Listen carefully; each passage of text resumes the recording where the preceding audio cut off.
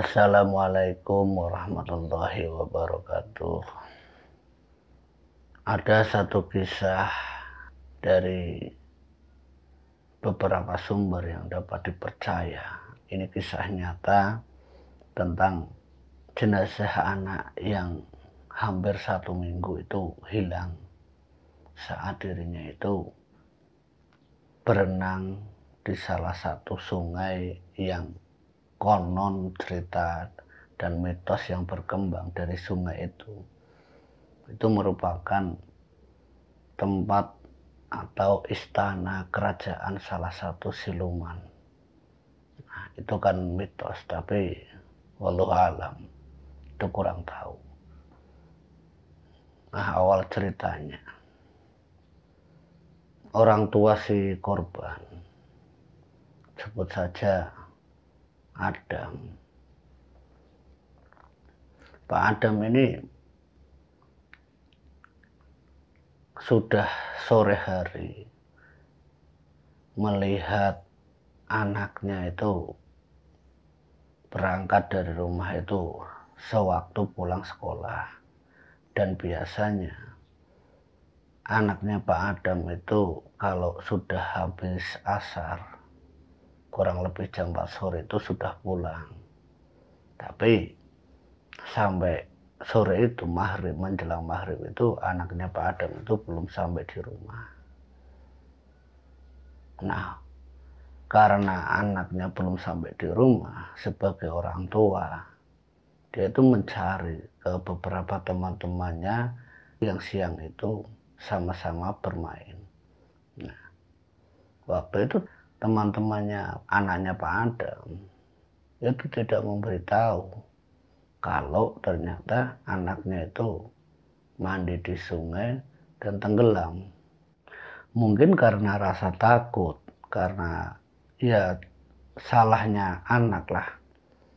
Namanya anak-anak masih kecil, usia masih SD, itu tidak berani mengakui atau merasa dirinya itu bersalah, sehingga mereka itu malah pulang sendiri-sendiri.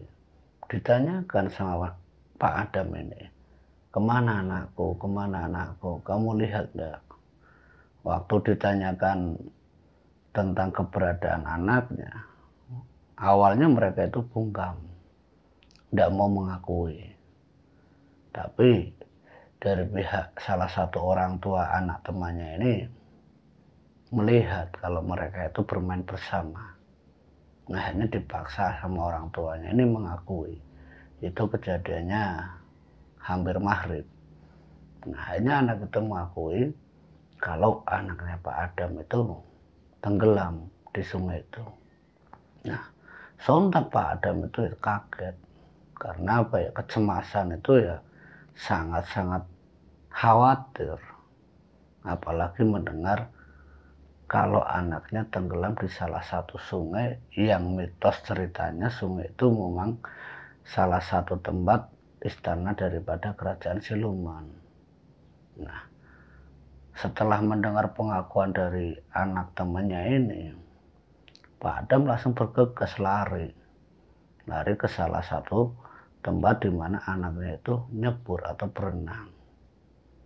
Nah, dicari sampai Pak Adam ini teriak-teriak kanan kiri, akhirnya membuat geger riuh tetangga sekitar, karena ya teriakan Pak Adam ini yang membuat suasana maghrib pas azan, kalau nggak salah itu waktu itu Pak Adam itu waktu maghribnya itu mencari sekeliling, dinyisir sampai beberapa ratus meter tempat anaknya itu berenang. Nah, di antara salah satu teman anaknya ini yang tadi ditanyakan itu juga sempat datang ke tempat itu. Dia sebagai petunjuk di mana sebenarnya anaknya waktu itu berenang. Nah, katanya anaknya itu berenang di tempat ini, tapi tidak kunjung-kunjung muncul.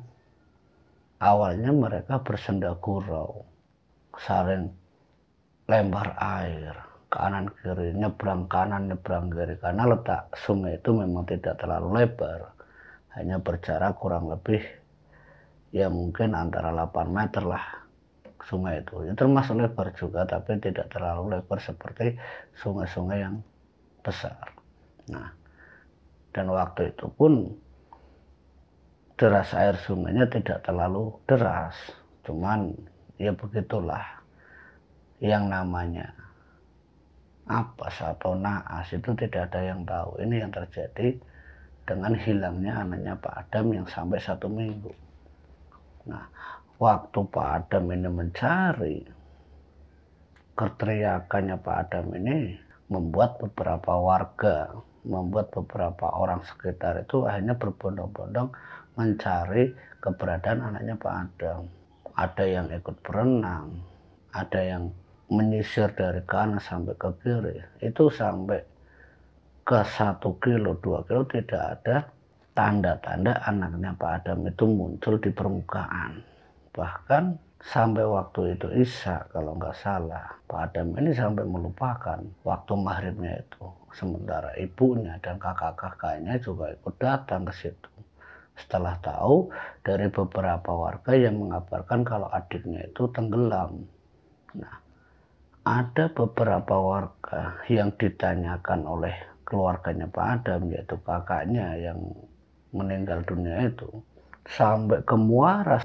Nah, karena tidak muncul-munculnya jenazah atau tubuh anaknya Pak Adam ini menanyakan ke paranormal, "Mbah, ini gimana Mbah? Semua syarat sudah dipenuhi, tapi kok belum muncul juga." Nah, kata sang paranormal waktu itu menjawab pertanyaannya Pak Adam, "Kalau benar-benar kemunculan anak ini, terus apakah Anda sebagai orang tuanya akan merasakan dendam atau merasakan sakit hati?" Bahkan yang menjadi pertanyaan waktu itu paranormal, "Bisakah Bapak mengikhlaskan kalau anak Bapak itu benar-benar sudah meninggal dunia? Siap enggak?" Waktu itu ditanyakan oleh sang dukun, oleh paranormal itu. Nah, waktu itu dijelaskan sama paranormal itu. Nah, Pak Adam hanya mengiyakan apa yang disampaikan Mbah Dukunnya itu. Nah, singkat cerita, sore itu mungkin sampai maghrib, sampai Isya itu belum ada tanda-tanda. Belum ada tanda-tanda sama sekali, sementara air sungai setelah beberapa hari itu semakin tinggi.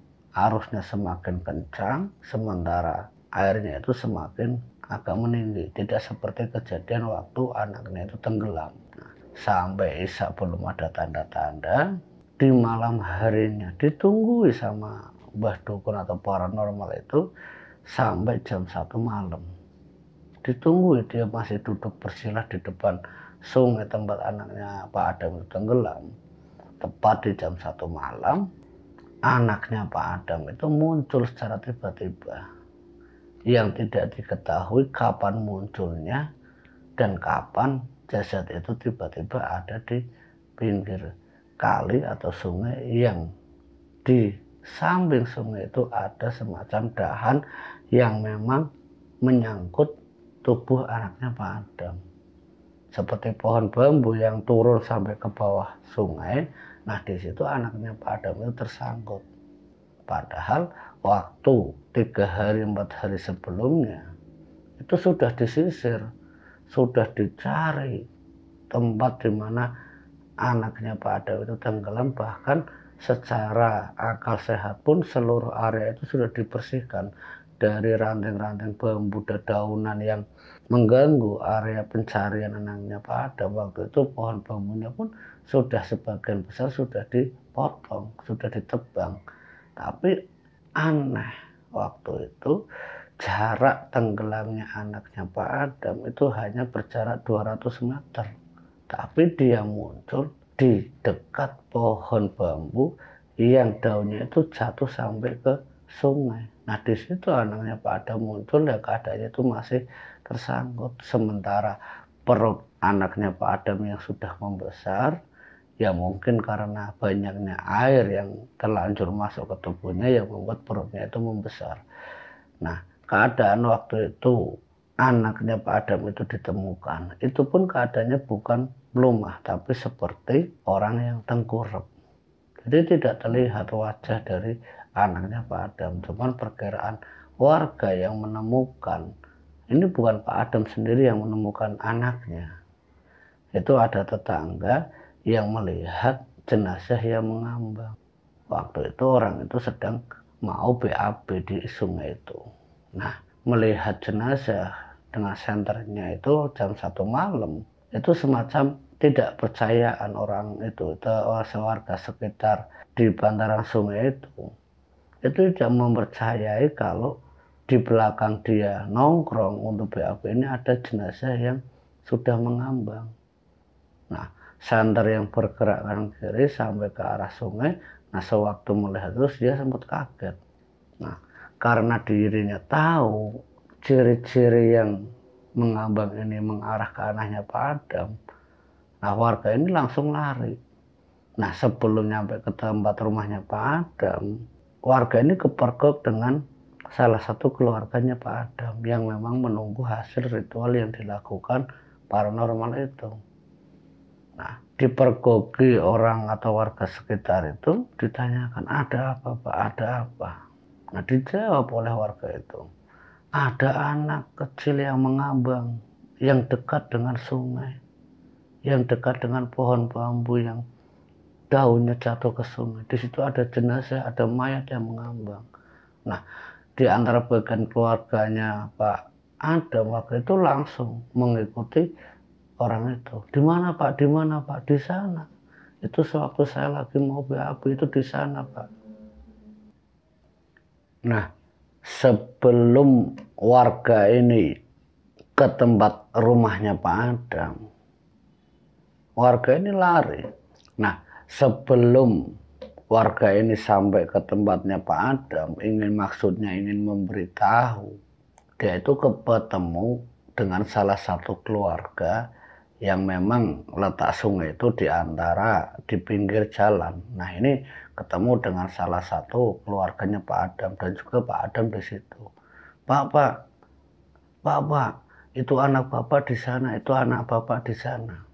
Nah, sontak Pak Adam dan keluarganya itu langsung mengikuti orang itu, mengikuti arah kemana orang itu menemukan anak yang mengambang dengan ciri-ciri yang disebutkan, langsung mengikuti ke situ. Nah, salah satu keluarganya itu langsung nyebur ke sungai itu jam 1 malam. Dinginnya sungai kayak gimana, dia nyebur, ditarik anak itu. Nah, saat disandarkan di bantaran sungai itu, ternyata benar itu anaknya Pak Adam. Nah, tidak berselang lama setelah anak itu dibaringkan di bantaran sungai, paranormal itu ternyata mengikuti langkah mereka itu lari saat menjemput anaknya yang sedang ditarik, yang tersangkut di salah satu pohon bambu itu. Nah, paranormal itu mengetahui kalau kemunculan anaknya Pak Adam itu di jam 1 dini hari. Anak itu ditemukan. Tapi tidak di situ saja. Paranormal itu memberikan masukan atau nasihat ke Pak Adam. Mohon maaf, anak Bapak ini sudah ketemu. Dari hasil komunikasi dengan penunggu di sini, nanti setelah anak ini dimakamkan, setelah lepas 7 harinya, Bapak datang ke sini lagi sembari memberikan sesaji yang sama dan juga dengan cara yang sama seperti sebelum saya ini melakukan ritual. Seperti hal yang sama, Bapak harus ingat-ingat itu. Jika tidak, nanti ada hal-hal atau malapetaka yang lain. Nah, waktu itu tanpa pikir panjang, anak yang sudah ditemukan itu langsung dibawa oleh kakaknya, digendong sama tetangga atau orang yang menemukan itu, digendong berdua, dipapa sampai ke rumah Pak Adam, yang memang letak rumah Pak Adam dengan sungai itu tidak terlalu jauh, hanya berjarak kisarannya 300 meteran. Nah, sesampainya di rumah, orang tuanya yaitu ibunya itu menangis meronta-ronta melihat jasad anak yang dengan kondisi perut yang membuncit, dengan kondisi wajah yang sudah pucat, yang sudah biru, yang sudah tidak lagi bernyawa. Itu menangis, memeluk kondisi anaknya yang sangat itu memang tubuhnya itu sudah kaku, sudah tidak bernyawa lagi. Melihat reaksi orang tuanya yaitu ibu, Pak Adam ini ya sebenarnya sedih, tapi waktu itu Pak Adam itu berusaha menutupi kesedihannya dengan memberikan nasihat ke istrinya. Bu, sudah Bu, ikhlaskan Bu. Anak kita sudah dipanggil sama yang kuasa. Mungkin inilah yang terbaik. Mungkin ini jalan. Ini hanya perantara saja, anak kita diambil. Kita harus ikhlaskan. Tapi nasihat dari Pak Adam waktu itu tidak digubris istrinya. Nah, salah satu anaknya Pak Adam itu juga memberikan nasihat ke ibunya. Bu, sudah Bu, jangan tangisin. Nanti adik ini tambah bagaimana ke depannya. Nah, maksudnya bagaimana ke depannya itu kakaknya ini meminta agar jasad atau jenazahnya adiknya itu ya harus diikhlaskan agar arwahnya itu tenang. Nah, esok harinya seluruh warga ini berdatangan, berkerumun, ikut takziah sembari juga menyelesaikan acara pemakaman anaknya Pak Adam. Nah, 1 hari setelah pemakaman itu dilakukan, malam harinya Pak Adam ini bermimpi, mendapatkan mimpi tentang anaknya yang di sana itu sedang jalan-jalan, tapi tidak tahu di mana tempatnya. Melihat dengan jelas kalau anak yang baru saja dimakamkan tadi pagi di malam harinya itu datang, tapi dengan orang lain. Entah siapa di dalam mimpi itu diajak mengelilingi sebuah taman, bermain-main anak itu. Nah, sontak Pak Adam itu terbangun karena melihat anaknya bermain dengan orang lain. Dia terbangun, dia tersadar. Dia ucapkan istighfar kalau ternyata itu mimpi.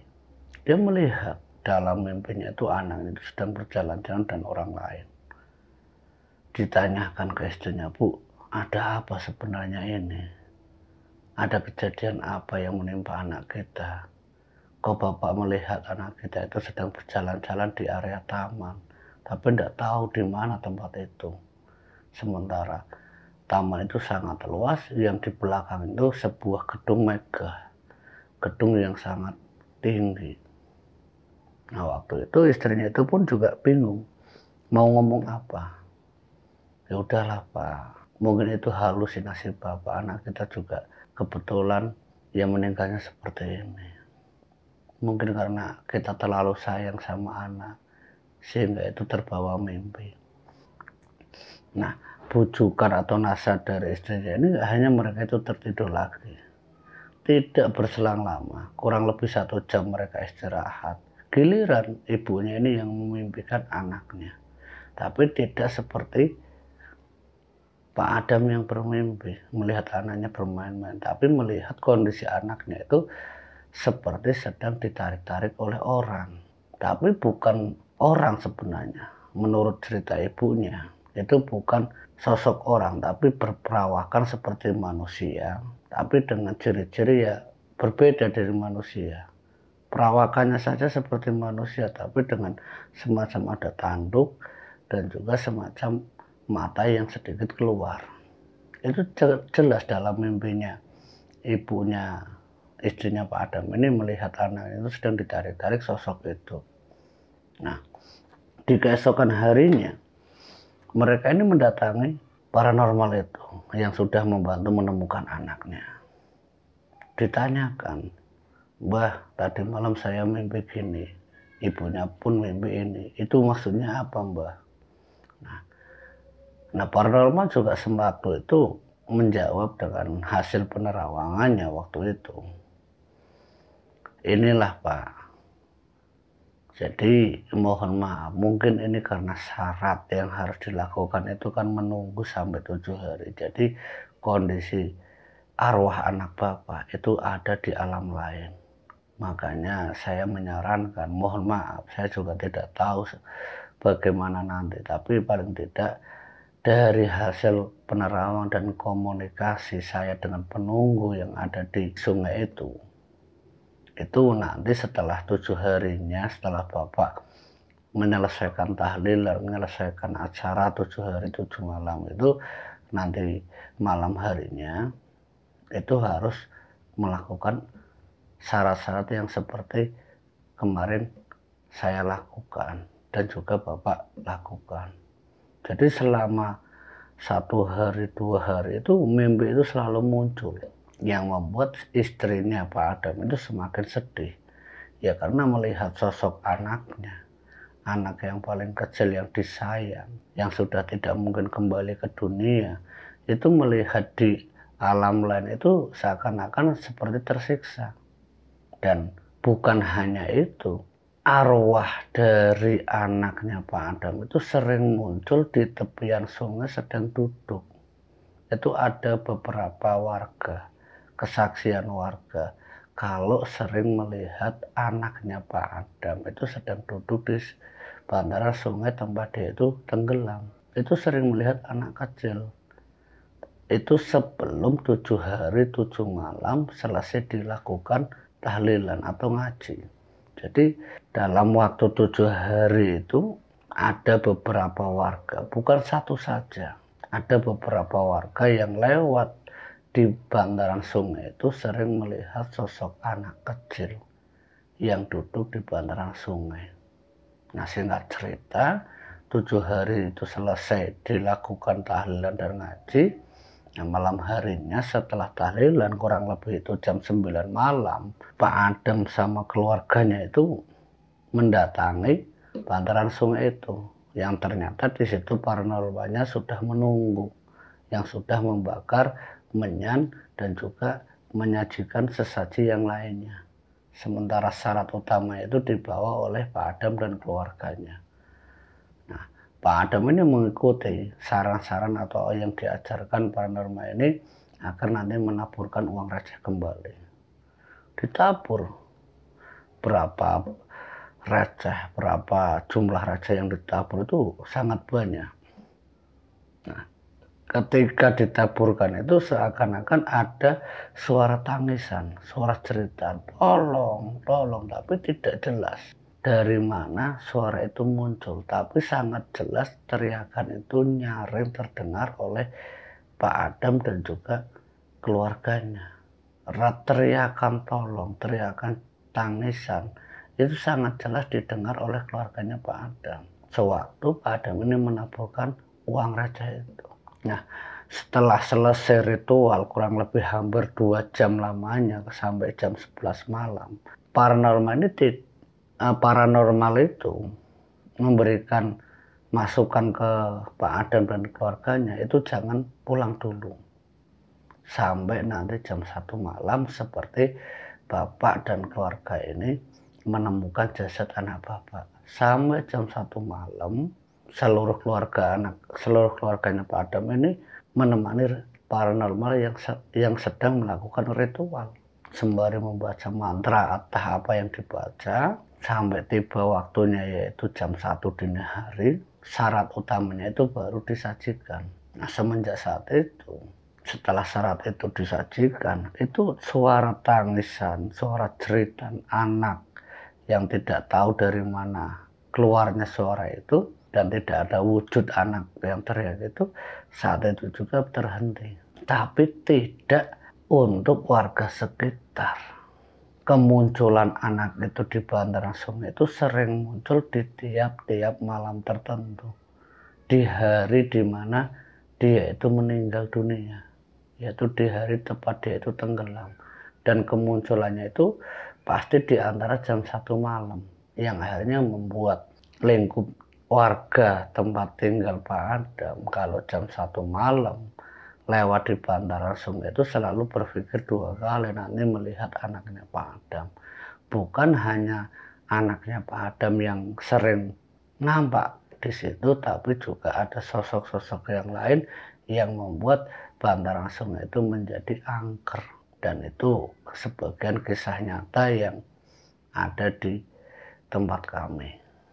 Itu yang sampai sekarang pun dipercaya kalau arwah anaknya Pak Adam itu masih sering menampakkan diri, walaupun secara syariah, secara agama sudah ngaji dan sebagainya, tapi mungkin lewat korin atau jin yang menyerupai anaknya Pak Adam ini yang sering menampakkan di bantaran sungai, yang sampai saat ini pun setelah kejadian anaknya Pak Adam memang sudah tidak ada lagi anak-anak kecil yang berani berenang di area situ, karena mitos keangkerannya dan juga mitos yang bisa menyebabkan hilangnya nyawa dan juga tenggelam secara tiba-tiba.